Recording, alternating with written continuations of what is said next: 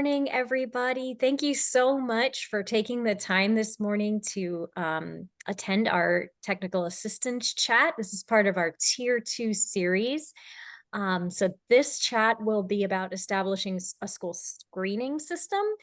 And so we've got Kat Rollerson, Nicole Fintel, and Brooke Curtis, who are all going to be presenting today. So hopefully you're able to attend this entire series of Tier 2 chats, but they will also be recorded if you happen to miss any. So I'm going to go ahead and hand it over to Kat. All right, thanks guys. And we're so glad you can join us. We were just talking about the multiple districts that have been impacted and still closed with the storm. So I hope wherever you were, if you were from that area that got impacted, you were safe. And we're glad to have you today. We'll probably have a smaller group than was planned with that storm impact, but this will be recorded. We were glad to see everyone that is here from a school level or a district level. This is intended for both. As Betsy said, this is part of our series on what that Tier 2 systems team does, and we're going to focus in on my favorite part, the screening system today. And although she gave some great shout outs to staff, I want to give one more. Nicole and also Dama Abshire helped me put together content for this little coaching PowerPoint. Sadly, you're only going to hear from me today.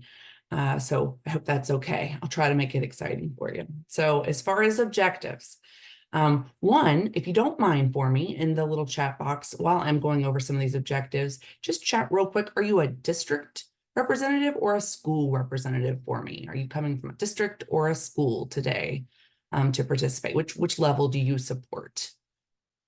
And while you're doing that, some of our objectives for today that we want to cover in this series is really talk about what is a screening system.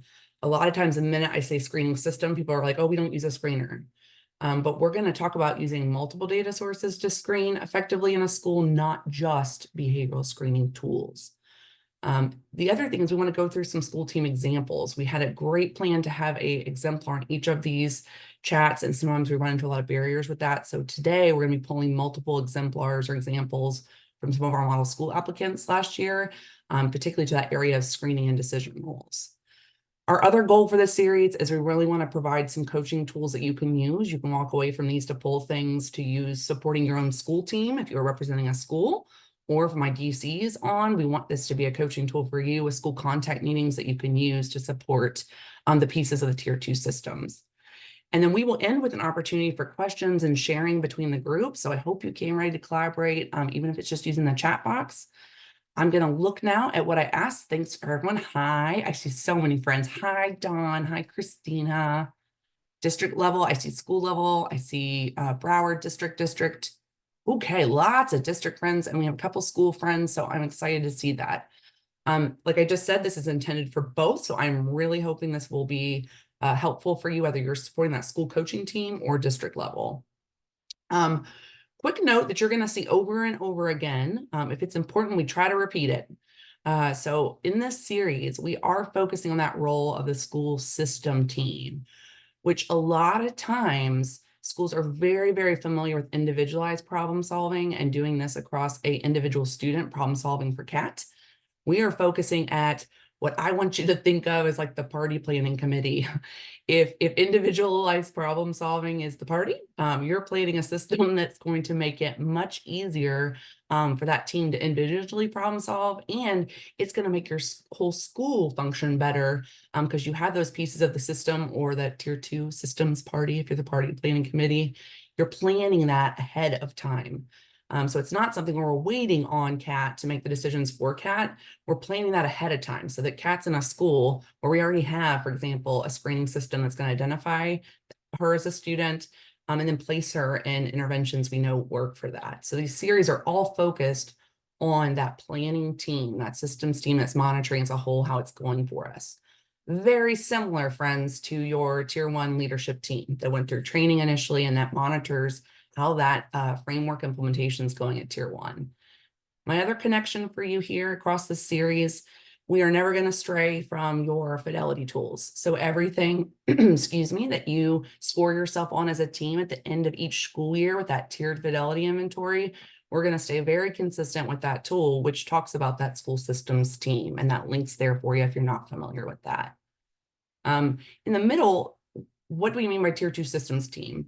There's some functions of that team that are illustrated for you in the middle. And on the right, you have what we would like to talk about is that systems infographic. You'll see it over and over and over again. That systems team in the middle, that includes a person that's kind of that coordinator for all the interventions. We have increased behavioral expertise. We have plans. We've planned, remember the party planning committee. We have planned for use of things like fidelity and outcome, and the thing we're focusing on today, screening process to identify students. That team is also the one that helps provide training and assistance to staff to understand how the system works in those little bite-sized PD moments that you have across a campus. So back to the right, on the right, the systems team, every time you see this infographic, it illustrates the parts of the tier 2 system that makes us effective for all kids. But that systems team is who plans those elements. So you will notice, and I believe I started off right off here, every time we talk about this, we're going to reference one on the left, your district policies and procedures. We always want you, in most districts, there exists some type of policies and procedures in regards to how we're implementing a multi-tiered system of supports. Sometimes that guidance is more focused on individualized problem solving, so not as helpful at the systems level, but we have a lot of districts that have really good systems guidance too. So we'd want to be, especially my district coordinators, aware of that guidance, share out those things as you're working with schools and supporting schools. My school friends, you want to build awareness of what's in there that can be helpful so that we're staying consistent with that. Particularly today, we're talking about screening. So any district policy or procedures that you have in regard to how we identify students for tier 2 supports. That guidance usually impacts how it's going at the school level. And then our training that we offer, if any of you have been on it or been in it, I know some of you have, just from seeing the names, it is focused at training the tier 2 systems team or the party planning committee for tier 2, if I'm just using that for today. So back to our systems graphic, we are narrowing in today on the first part, which is a screening system. You'll hear us say over and over again, you always want to have a combination of data sources when you're using a screening system. And we're going to go through that pretty intentionally today. So you can see some examples of what it looks like. And we're going to go across all those 3 little areas that you see. The first step in a team is how does that team ensure that we're accessing good core or tier 1?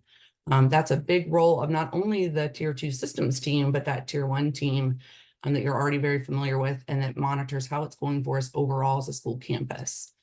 I'm hoping all my school friends on here are part of those systems team, or if you are listening and you're like, I don't think we have a good systems team. We have a lot of individualized problem solving, but we don't have a systems team. That's a great place to start. So as we look at the first step of this, we're going to be looking at those 2 things. How do we ensure access? What's the team's role in ensuring access to good tier 1? And then how do we set up a tier 2 screening? Oh, excuse me, my screen just went a little crazy on me.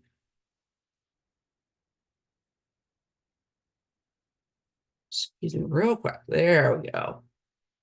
Betsy, can I do a quick check-in? Are you seeing the overview of tier 2 system slide on the screen? Yes, ma'am. Okay, that was fun. That was a fun moment there. All righty. So now let's dive into these 2 pieces. One thing you'll hear me say over and over again is you think, and I want you to do that. Think of your own school and what you use. District coordinators, think of your schools and what you see them using in their screening system. We like to put it in 3 big buckets of work, and that's teacher nomination that you see on the screen. The biggest, most popular one that is every school can do using existing data to screen. And then the last one is the behavioral screening tool. It is the creme de la creme. It's the best method of adding to existing data, but we don't have a lot of districts using behavioral screening tools in Florida. So we'll be pretty brief on that one today. But that is, you consider any of those data sources in your screening system. And we're going to go through those pretty intentionally, as well as the magical thing that helps us screen, which is called decision rules. So let's start by, and you will see the titles today all framed in terms of what the team does. So if, and again, I encourage you to think of it that way. If you're joining from a school team, you're thinking of your school systems team here. If you are a DC, this is what you're thinking of when you're coaching school context and school contact meetings, or when you're coaching and working with school teams on the school campus. And first step is a team has to have a brainstorm. What data do we have even available to screen? And here's the nice thing, you see in that list, there is so much data usually available to us in a school to use for screening. We often don't have it set up to screen. So for example, we're going to go through discipline referrals in just a minute. Any of these data sources are fair game that you could identify. We want to use those in our screening system with multiple data sources. The trick is, and we're going to go through that the most in our examples today, how do we set it up to where we have a desired level of what we want to see from that data source, and we have increased risk to know we need more intervention supports as part of our screening system. The purpose of screening is to identify risk, both at tier 1, tier 2, and tier 3. So if we brainstorm data sources and we have some available, the next two steps that you see in bold is we have to start with, and I know I mentioned that as a joke a little bit, but it is very common that we don't have a systems team in place. So when can we? What team is it that's going to review this data regularly? We like to put us on a regular schedule. When I was in schools, we would do it at least quarterly, if not monthly, where we try to review as a whole who needs tier 2 in addition to that piece of how is our tier 1 doing. Establishing that schedule like right off the bat is a great proactive routine that can get your team meeting regularly, and that gives us an opportunity to at least start to screen. The next part will be we have to establish, do we have decision rules? So these are kind of the 3 things that get you set up to screen. I know in life right now, we're at the end of the first quarter, which has been a little rocky end with our big old hurricane. But when we are in a school, we try to set this up as early as possible. So we want to have this screening system identified so that we can start looking at it as early as first quarter and use those data sources to screen. So real quickly, in the chat box, if you don't mind, this should be easy peasy one for anyone. What are some data sources? The first point on the screen, what are some data sources that you know are available in your school or district that teams might use to screen? We're just starting with what data sources. What do you have in your schools or district as far as data sources you might use to screen?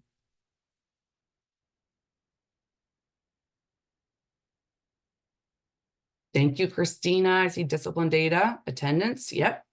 Great. Any others? School that you have just data sources you have available to use to screen? Oh, Jennifer Hall, you have Navigate 360. Nice. It's a little data system to use on data. Focus, thanks for mentioning that one because it's how you use discipline data, right? Focus is a student data system that we can pull reports from in discipline. All right, thanks, Anna. I see those from Flagler. I see what's listed, referrals, tier 1 data. Great. Desiree, thanks for bringing in that data system again, because we listed data sources and where you're going to pull those from in terms of data systems is just as important. Okay, so keep those in mind, because like I said, we're going to spend the most time today on how we transition using just pulling a data source and having it available to using it to actually screen with decision rules. All right, so starting off in our little tier 2 systems infographic that you saw, and I said you'll see it over and over again. If we have some data sources and we have team time, the last slide, the first stopping point for a team, we can't go to tier 2 before we talk about tier 1. It's just something that happens in a multi-tiered system. So the team has to ensure access to a good tier 1. It's why in schools many times, and I bet many of you are those friends who are representing from schools, there's a small group of individuals that's often on all teams, that's on that tier 1 leadership team that knows what's happening in tier 1. They also then work on advanced tiers. They'll work in tier 2 systems and interventions, all the way into tier 3. They're that person that's kind of hand-holding across teams so they can know what's happening from tier 1 to tier 3. And usually it is a very small group of individuals, not usually classroom based, because that's very hard on a classroom teacher to be a part of all those things. But this first slide, when we're talking about access to tier 1, very much think about your tier 1 team here. What is that established and monitored decision rule that we have to have an expected level here? What do we want to see? If that's the whole idea of a multi-tiered system, what do we want to see at least 80% of students demonstrating? So here's some examples. In addition, at the top today, we tried to hyperlink if you want a little more detail. One of our tools that's very helpful for reference is our decision rules summary. It will give you kind of a little cheat sheet of some ideas in tier one, because on the slide, we're only gonna have a couple of examples. And a lot of them you'll see in some of our exemplars that will come back. So that's linked for you at the very top of the slide. So the first step for a team is we got to ensure access to good tier one. We've got to have some data decision rules on what do we want to see as good tier one outcomes. What are some outcomes we want? And this is also going to help us then as we go to screen for tier 2 and 3. We have to know what's expected in data and outcomes before we can identify kids to have more risk. This is what's going to keep it a good, healthy screening system and have access for all kids. So for some examples here, a lot of times our schools are definitely using discipline. That came up in the chat a minute ago. We'll practice with your core report here in a minute, but we're looking at least 80% of students, for example, to receive 0 to 1 office discipline referral, or out of school suspension. There's one phrase decision rule. That's what we're looking for our outcome. That's the expected level. Another one just to use the early warning indicator is attendance. We know attendance has been studied as early as elementary school all the way up into high school to predict success for kids.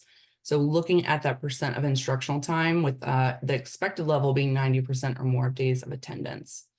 I know a lot of schools are doing great things too with looking at quarterly data there and how many days have we missed in the first quarter as part of that early warning system, which is great. And then here's a place, my DCs, where outcomes may differ by schools. Maybe there's specific district guidance you provide.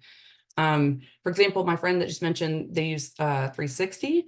You probably give some very examples of reports from the 360 system and how you use those. The other role of tier one, these are working together. You got to have expected level.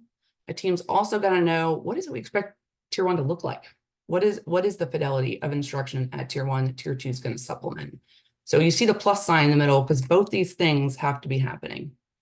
So we encourage, obviously, those of you with us, you are active in implementing that PBIS or that multi-tiered system of supports for behavior. So we go ahead and encourage you and direct you to use the things that you naturally already evaluate yourselves on as part of implementing PBIS.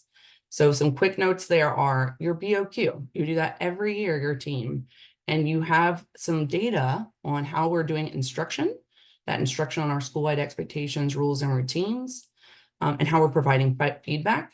You also would want to reference your 5 essentials or classrooms. It's hyperlinked there for you. If that's unfamiliar to you, you want some more information.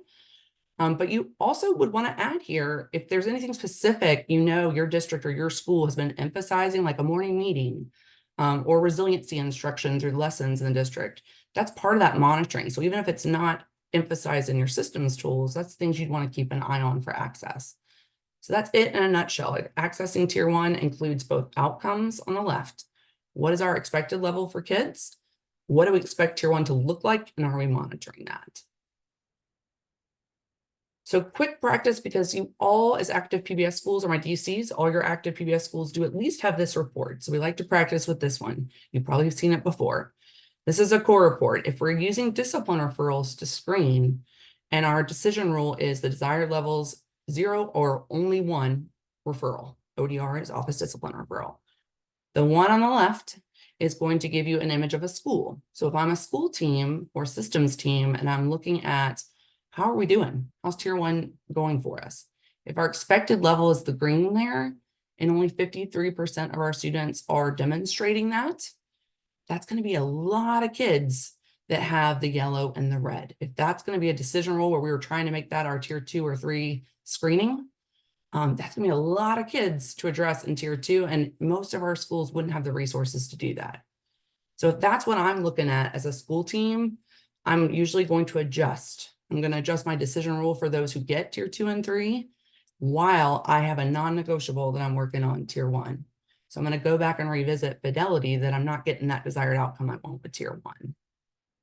Whereas if I have this as my example in a core report, especially if I'm using discipline referrals as one of my data sources, I'm feeling a lot more confident that a lot of the 81% of kids are meeting that desired level in the green for discipline versus the amount that are in that 2 to 5 range or 6+. So if I'm using 2 to 5 as my decision rule for tier 2, that's pretty feasible there. I probably could provide supports to that number of kids. So decision rules, when we use a tier 1 data source like this, is going to help because we can look at that expected level, see how many kids are meeting that, just like you do with academics, and then get an idea of how many kids might need more.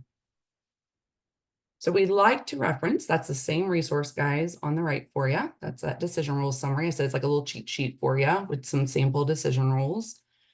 Again, we want to encourage you to work smarter, not harder, and use the reports you already have as PBIS active schools. So I just mentioned right in the middle, this is your early warning system dashboard report. Each active PBS school has this every year. So right off the bat, and again, other district coordinators on here, you may have much more fancier reports in your own district systems, but there's that school core effectiveness in the middle that we just looked like, and it's in the yellow box. That shows that percentage of kids at end of the year meeting that desired range of office discipline referrals. It also in this snapshot would have what subgroups are either responding really well to what we're doing, or if they're having a significant risk ratio in red or yellow, they're maybe not responding as well as we want. So there's a quick snapshot there. And Brooke had talked about this on the beginning getting started series. For screening, there's some of your indicators you might want to look at, as well as I talked about monitoring tier 1 fidelity. What does it look like? You have your BOQ score, total score there that you could eyeball or glance at from each year. You also have your walkthrough score if you did a walkthrough of what that looked like when they came through to look for essential practices at an objective level of a walkthrough. And then you have a little snapshot on the bottom of where are some areas we might want to improve tier 1. So if we were that school in the last slide that needed some improvements, what might I target to do that? So again, work smarter, not harder, guys. Use these reports. And real quickly in the chat box, I'm just going to ask, have you seen these reports or have you used these reports? So yes or no. Have you seen these early warning systems reports? Is that a yes, you've seen them? Or no, you have not seen them or used them? Oh, lots of yeses. That makes me super happy. All right, great. So we'd like to give you, because every district has different data systems like Focus, Skyward. I heard 360 on another one.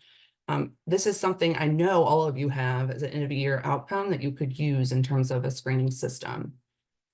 We're going to try to give you coaching tools throughout. So again, we get you for a short time today and then you leave in the busyness of your schools. So to connect back, when we do see schools that when we use decision rules, we're going to go through lots of examples here in a minute.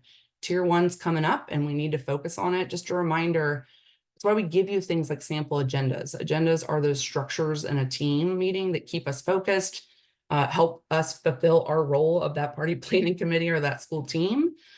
For tier 1, this is our sample agenda that we shared over and over again from our tier 1 training. Just connecting the dots here that tier 1 team in theory is already doing some of this.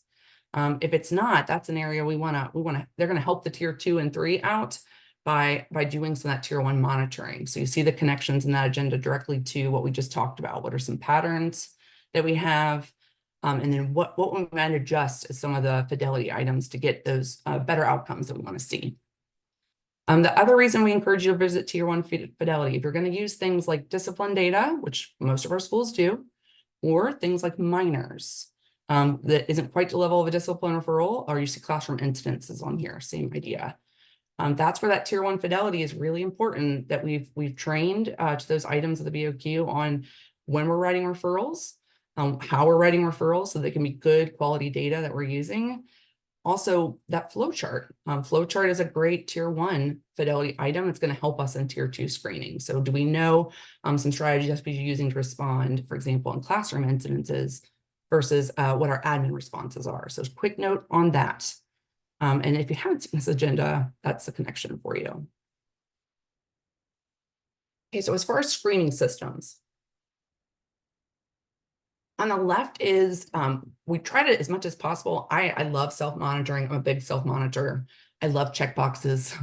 So if I'm reflecting, which is what I encourage you to do on this, or if you're working with different teams and they're reflecting, that's how we want you to use this slide. So if we have just talked about that access to tier 1, now we're diving into what probably most of you are here for. How are we going to then use a screening system for increased risk for tier 2? And some guidance here, that little checkbox system you got.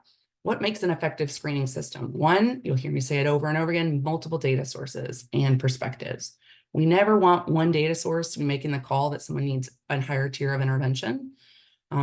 There's way too much pressure on that one data source. Plus, we know things like teacher referrals are great existing data, but we know adults tend to catch certain groups and certain types of behaviors more than others. It's just a natural thing that happens. So we want to see across settings in terms of perspectives.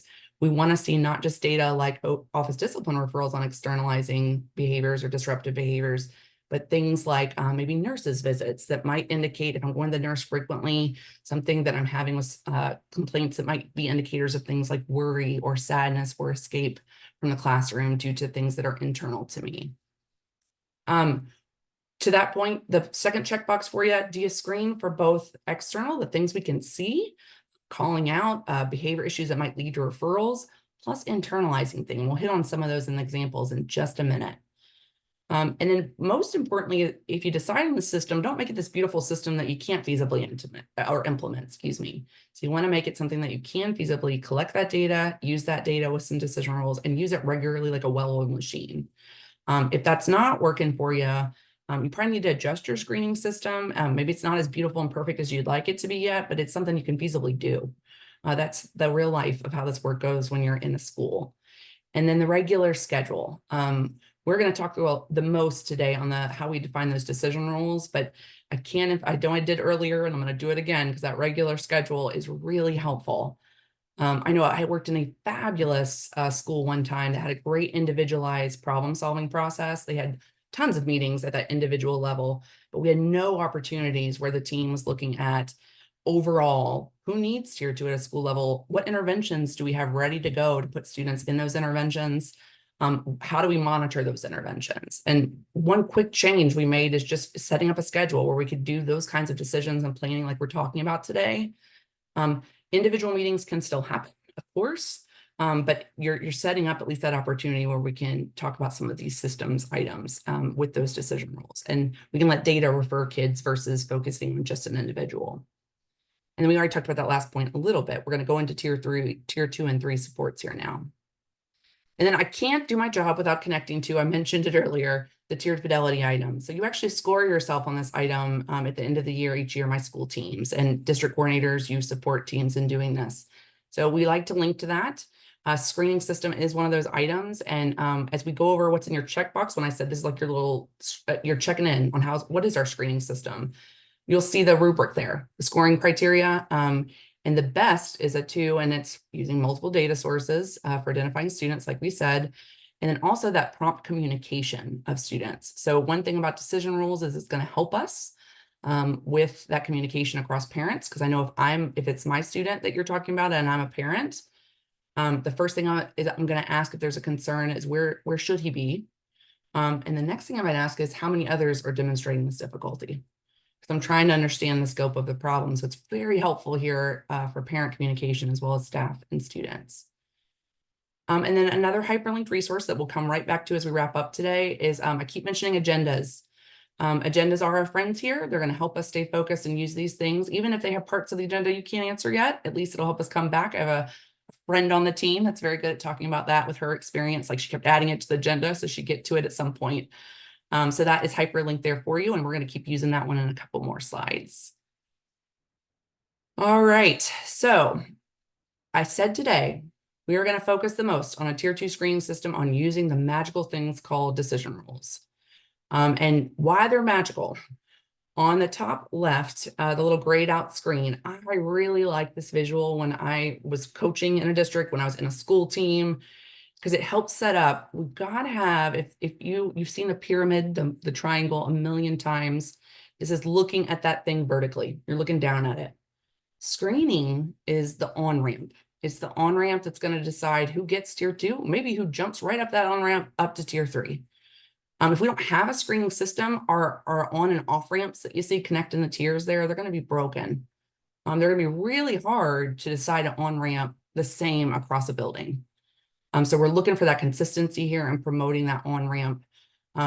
Like, again, I said it, and I mean that. Once you have these things planned and ready to go, you're like a well-oiled machine. It goes a little bit better for you. You'll see how fluent you are at things.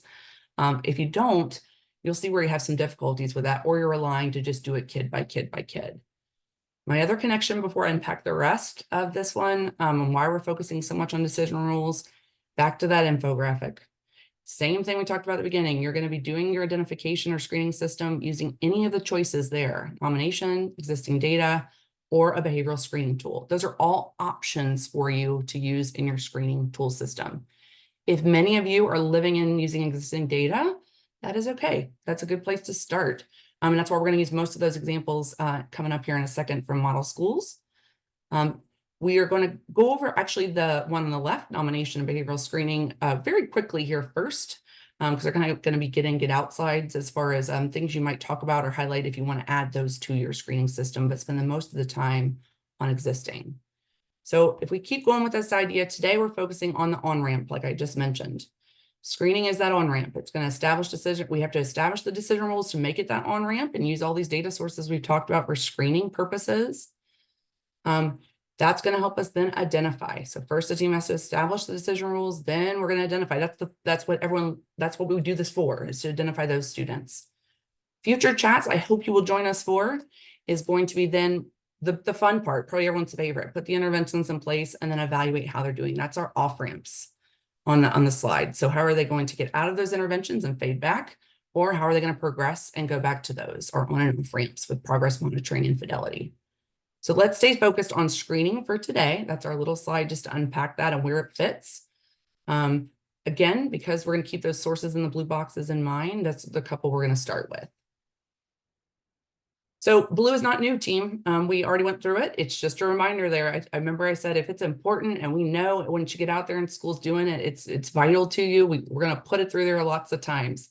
So the dark blue box on the left is very similar to that last slide. It's your reminder. That's got to be happening at the same time before we jump into what we're talking mostly about today, Tier 2 established decision rules.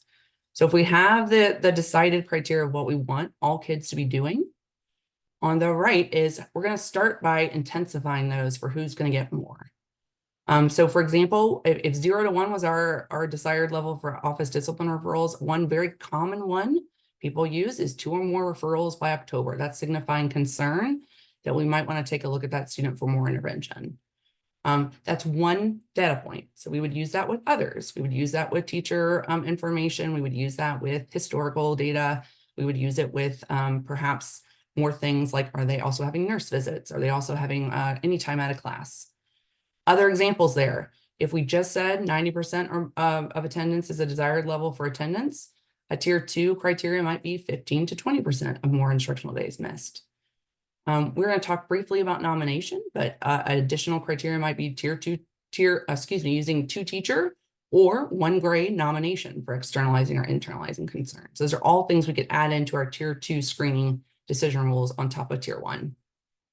And then I keep mentioning that one at the bottom. It's an example because it's a really popular one for using an existing data source that's going to help you look at things like, am I, as a student, requesting to come out of class a lot, whether that's for physical complaints that might indicate things like worry or school avoidance or sadness, or a counselor visit where they're struggling and know they need to have some help from their counselor. That's a data source that if it's happening a lot could be very useful in terms of internalizing. So I said, as far as the blue boxes, just going back for you real quick. One, we usually start with, if you want to add something to using existing data to get at those internalizers a little more. If you're not using something like nurse or teacher visit, or excuse me, counselor visits, or a student, if they're older, a student self-referral for concerns they might be exemplifying, we have the teacher and grade nomination. It's like a way to use what we call the gated procedure in screening. So it's hyperlinked there for you in the handout. You can see exactly the teacher form as well as the grade form. The forms themselves are already scripted for you. They go through the steps of how to use it. When I was in schools, how we would use this form is we would take a PLC time, professional learning community. And when we were using other existing data, like looking at end of first quarter, how many students have 2 or more referrals, we would also collect teacher nominations. At that teacher nomination, the PLC in elementary school, we would commonly then look at, well, let's prioritize our grade level nominations. So the forms themselves, that's why we're being quick today, are pretty scripted for you as far as when to use.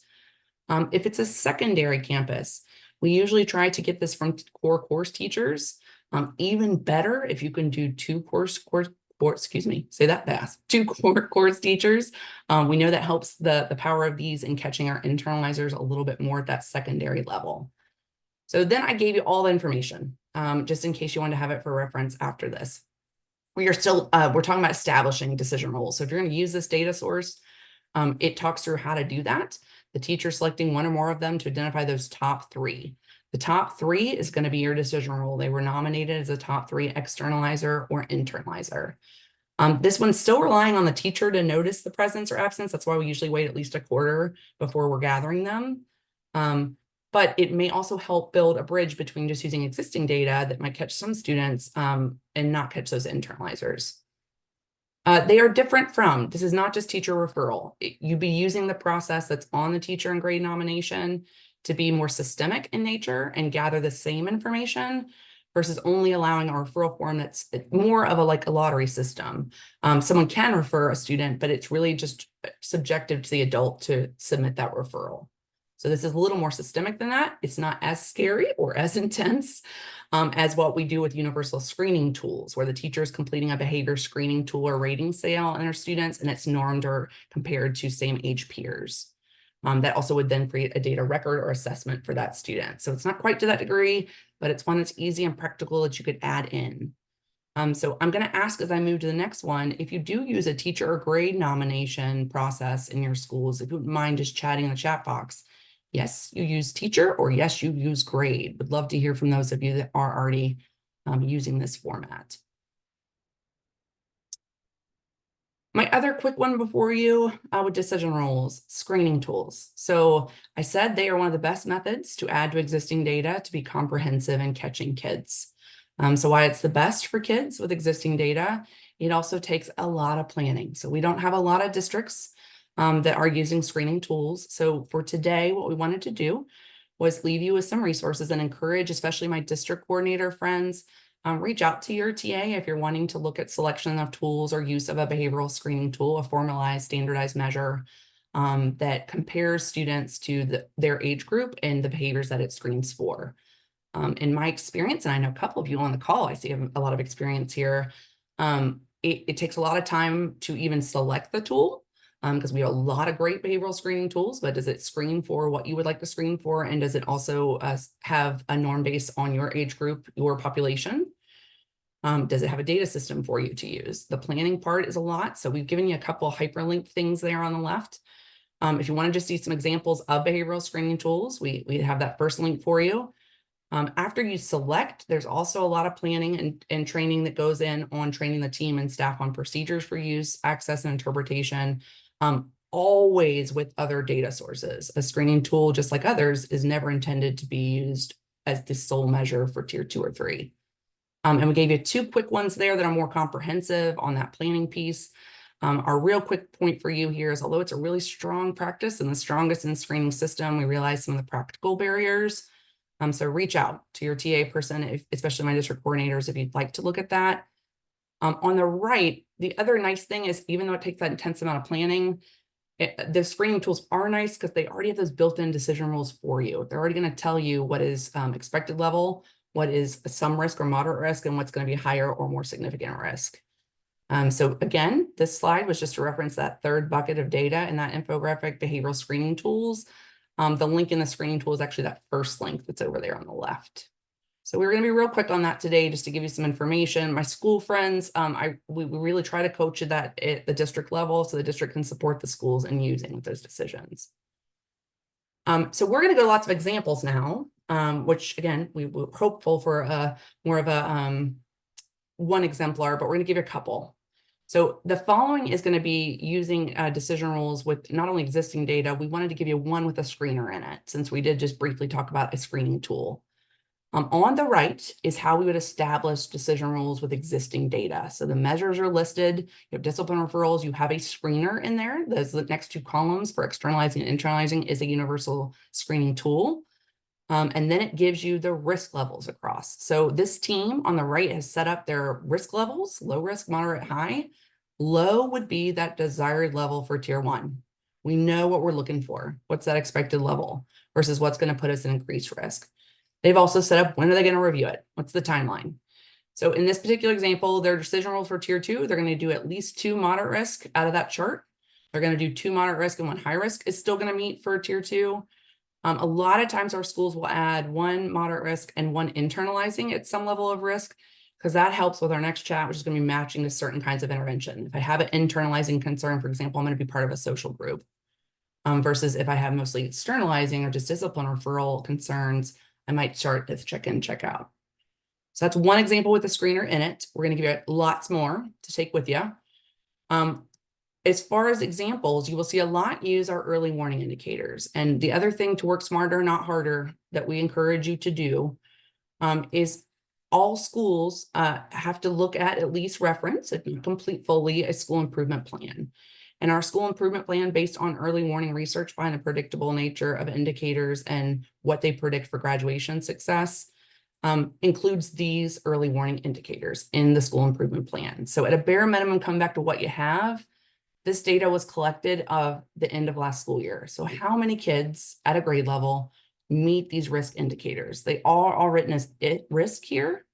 They're at those thresholds we don't want to see. So absent more than 10% or more days is putting me off track. 1 or more suspensions is putting me off track. So if we're using it for tier 1 on the left, we would use that in terms of tier 1 success would be the opposite of those things. 90% or more, 0 out of school suspensions. The rest are academically focused, but all really well known from early warning research on predicting success. So they're ones you could reference and look at. And if you want to dive more into some background on early warning indicators, we did hyperlink that little fact sheet from our friends at PSRTI if you want to see some information, plus some Florida research from a while ago on those indicators. So as far as examples, we mentioned district guidance earlier.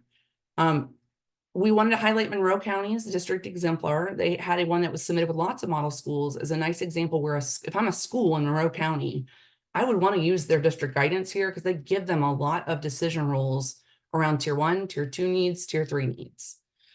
They not only give some of the outcomes, but for tier 1, for example, if you just take a minute to look, they give some of the things you should see as a note of tier 1 fidelity. So they have lessons that are taught weekly or retaught as needed. They've already specifically given them some of the things to look for that's district supported. Tier 2, you can see really quickly, they just have some of those other data sources where they're increasing risk. So if regular attendance, and I probably want to define that one a little bit more, but if it's 90% or more, or a certain number of days per quarter, increased risk means I get 5 or more absences per 9 weeks. Multiple entries or multiple behavior incidences for office referral within a 9-week period. It's giving you some specific decision rules. So that's hyperlinked for you. My district coordinators here, if you were doing this with school context, I would want to use my own school guidance, but it is a great one to look at where a district guidance tool would be really helpful for schools with some decision rules. So we wanted to highlight theirs. School level examples of decision rules for screening. If you want to see a couple different ways this could look, we pulled a couple of our gold model schools and one of them is Platinum. This is a middle school in Palm Beach County, and we pulled it because it's a nice way that there was a coach in the school coaching this process, as well as what they submitted for their decision rules. But on the top, you see they have that role of the team to ensure tier 1 access. They reference not only some of those PBS things that all PBS schools are going to monitor, but some of their specific things to this district. On the bottom, you'll see their screening decision rules. They have multiple data sources. They have both externalizing discipline referrals and nurse visits for the internal, possibly nominations for that internal. And then they have decision rules. They have what's the expected level, low or no risk, at risk, or high risk. And you see the circles here. A lot of times when we have a matrix or a decision rubric like this, it's going to help us not only for overall systems screening, but if I am a teacher who has a student and I want to look at risk for them, it'll help me as this kind of example has, where they're circling for a student, how many of these indicators are they meeting? So you can use it both ways. You can use it to look at regular data at a school level, but you can also use it to check on if I'm concerned about Brooke, for example, and I want to take a look at what Brooke's meeting in these criteria. So you'll see there they said 2 at-risk pieces, and they already start to get into grouping matching with behavior function there a little bit. So we wanted to highlight that example of using existing data as a screening system. They've got decision rules, they've got multiple sources. They can use that to screen for how healthy is tier 1 with our low, no risk, and the things at the top, and increased risk for tier 2 or 3. Here's another one from elementary schools, from a Volusia County school that was a gold model school last year. Same thing. They have a decision-making rubric where they have lots of data sources, and very similar to some of you in the chat box that I appreciate, how you track it and where you measure it. So that becomes really important in doing this in real life. Like, not just where's the data source, but how can I look at these reports in a nice, easy way? Because if I can't look at them in a nice, easy way, I won't use that data source just because of the busyness of schools and not having that system for us. So just another one that's elementary school with multiple data sources. They have both those externalizing and they have some absences as far as internalizing. They also have some school success indicators there. Our elementary schools will often pick some additional indicators in terms of not just the early warning indicators, whereas our secondaries tend to stick on those early warning indicators we talked about in the school improvement plan. So great example there. I put the box around, again, you see a student, a teacher or staff member could use this if they wanted to compare an individual student, but also the decision rules in the black box. That's what the systems team, the party planning team, can use to monitor data and screen in regular intervals. So for the end of first quarter, they can look at this data at a school level or a grade level to actually screen with it. And let the data find the kids. Couple more, we pulled some snippets from other secondaries. It wasn't one specific school, but just because I know people like to see multiple ways that schools are doing this. These are all secondary campus examples. Specific to behavior, the top one is a middle school that had a couple, and again, noted where that data source is coming from. 2 or more office referrals. That's a lot of lunch detentions. They had 10 or more lunches detentions. I'm going to make the assumption in that school that's part of their flow chart, and they have a system for when and how they're using those lunch detentions. That's a pretty high number when I'm looking as an objective person, but if they have a good system for how they're using it, it may make a lot of sense on that campus. Corrective feedback phone calls is another decision they're using 2 or more of those. So that's we pulled this one on purpose. It's only a couple of data sources for behavior, but at least they're getting to outside of just office referrals. And then they did put that 2 or more qualifier on it. There'd be lots of information at the school level why they might pull the ones they did. On the bottom is a combination of some secondary campuses, but a lot of them had the criteria like 3 or more of the boxes that you see. So 3 or more of those options would indicate tier 2 risk. And one should be, I like the schools that are putting in the decision rules about parent communication or contact. So 2 points of contact should be there. And that's in the bottom example as well. They also have an internalizing example with that counselor or nurse visits. And just put a little broad one there in the bottom, behavioral changes. That's a little broad, but with the other specific examples they have in there, it's a nice comprehensive, like lots of data systems or data sources they could use. And almost the end of our examples, because a lot of them you'll see overlap, but we put Freedom Crossing in here as a gold model school K through 8 because they include both grade levels. And they have a highly individualized process, but their systems team uses the decision rules on the screen to look at who's at risk. So when they meet as a team and they look at how it's tier 1 going with their desired level of behaviors, they'll use some of the things you see in behavior, reading, and math with their qualifier at the top of who might need more support. Their team it tends to do this at regular intervals and for both tier 1 and tier 2, so they can make those decisions. Again, many of them are defined, multiple data sources. They have a couple to get at different types of behavior. They also have a source that they could use outside of those existing data sources, like collecting more data at the time if they would like to. And then they have that internalizer I mentioned that's very popular. Our last example is, and I don't know if anybody's on with us today, but specialized schools. You still screen in specialized campuses. So this is one example of a model school. They were Platinum, Royal Palm School, that is a ESE center school. They still have decision rules and have this really pretty matrix. And they include some of the same data because just because they are students identified, this is an ESE center school example, or maybe it's an alternative campus in other examples. Just because they are identified as having intense needs, sometimes it's intense academic and not behavior. So when they look for kids who may need more support, they have some of those data sources we've already seen from other campuses, but they add some others that might be relevant to an intense setting like this. Removals usually is really structured in these type of settings when they're being removed. So that's a great data source to use of how many times they're having to be removed for that procedure. Injuries to staff, if we have significant behaviors, that's definitely something we want to be taking a look at as a data source. in terms of risk to the student and to staff that are in those buildings. And then we also like that they mentioned the restraint or temporary holds. We hope most campuses aren't having a lot of restraints, but in a specialized setting, it was an example of a data point where they might have that happen. And I like that they placed, if that's happening, that's definitely a high risk decision rule. We want to relook at if that student has behavior plan, what's going on, or revisiting how that's going for us. So just leaving you with that idea, even in a specialized campus, this screening process still can work, even though the data points may look a little bit different.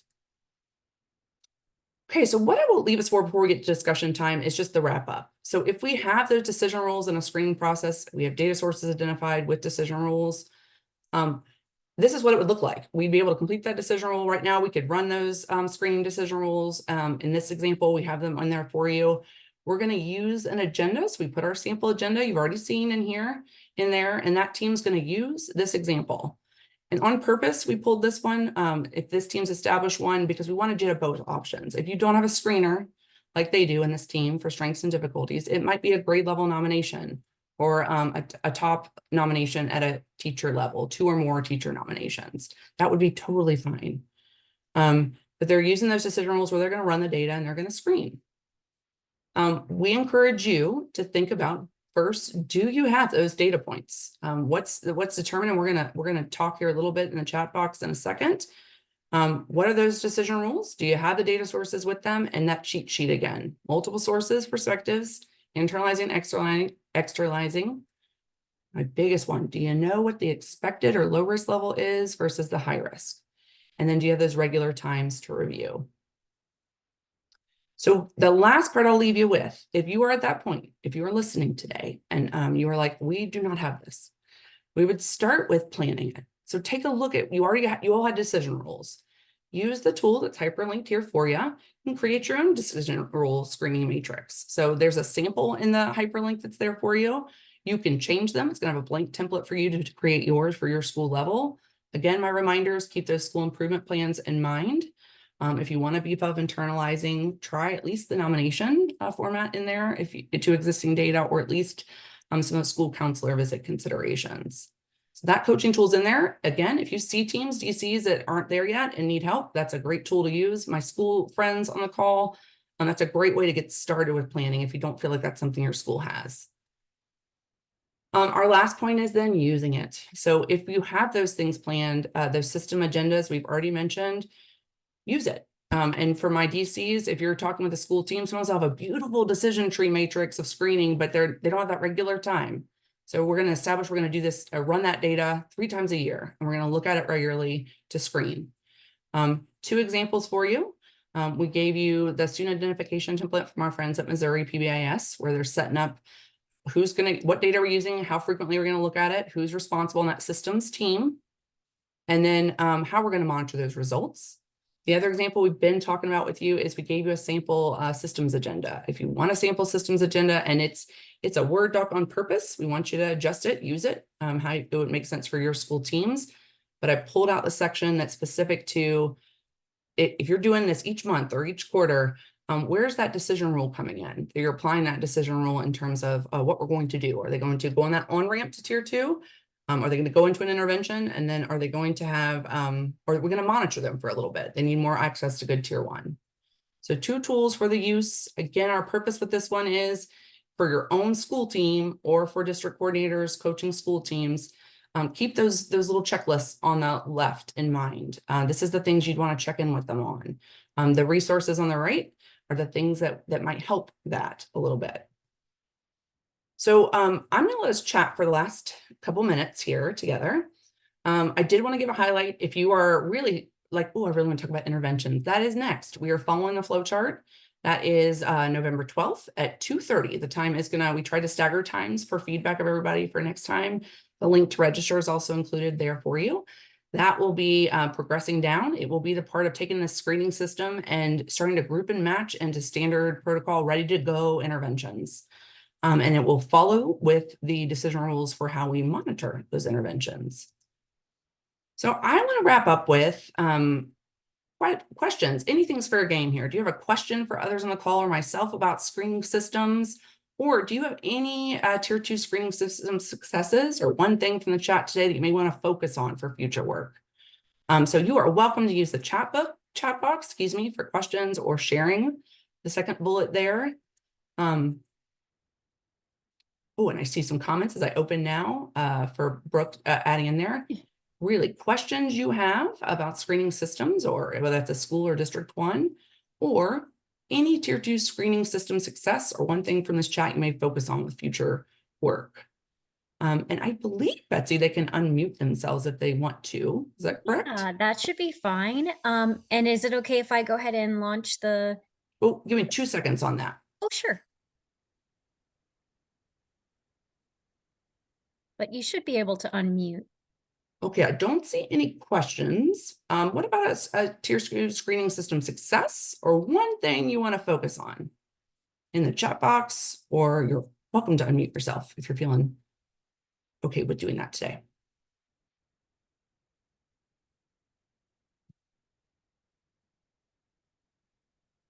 Oh man, my group is so quiet.